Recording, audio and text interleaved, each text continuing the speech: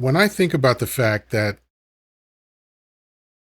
America propagandizes children so that they'll grow up and join the military and then uses those young men and women to make wealthy people wealthier, to take resources from another country for land and greed and all that shit, and basically cast them out when they're done. There is no greater indicator of how callous the American government is than the fact that they do not put as much effort into transitioning soldiers out as they do getting them in.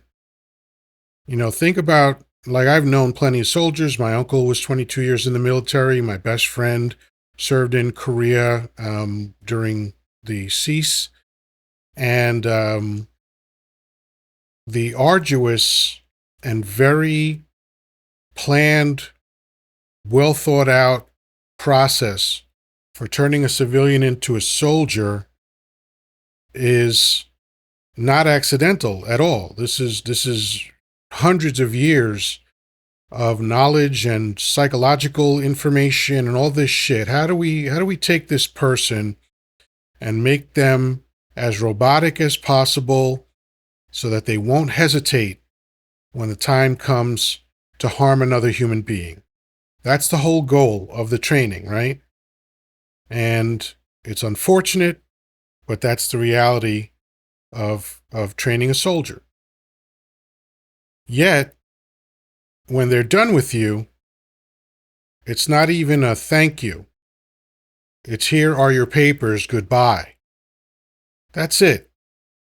No, how do we deprogram these people? How do we reintegrate them into society? How do we reward them for the sacrifice they made?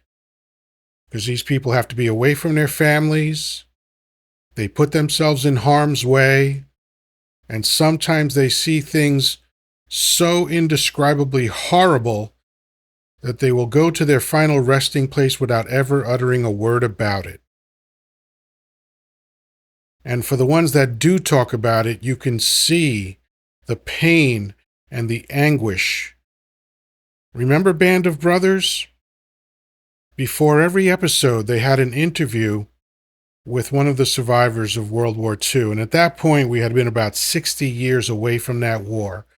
And these were grown men telling stories of the horrors that they saw, weeping, in some cases uncontrollably, because they were scarred that badly 60 years earlier. And we have absolutely no regard for them. We don't say, okay, thank you for a job well done. Thank you for the sacrifice you made.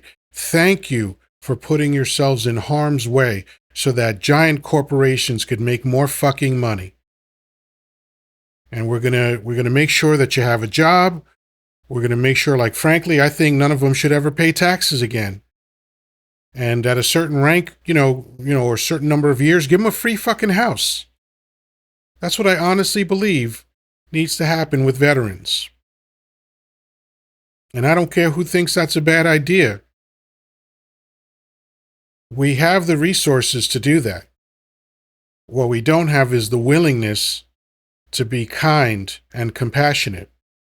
That's the failing of America, is that it's built on cruelty. And these people deserve better. Danny deserved better than what he got. Plain and simple. And the millions of people, because at the end of the day, it's a tiny percentage of the population of America that's ever in the armed forces.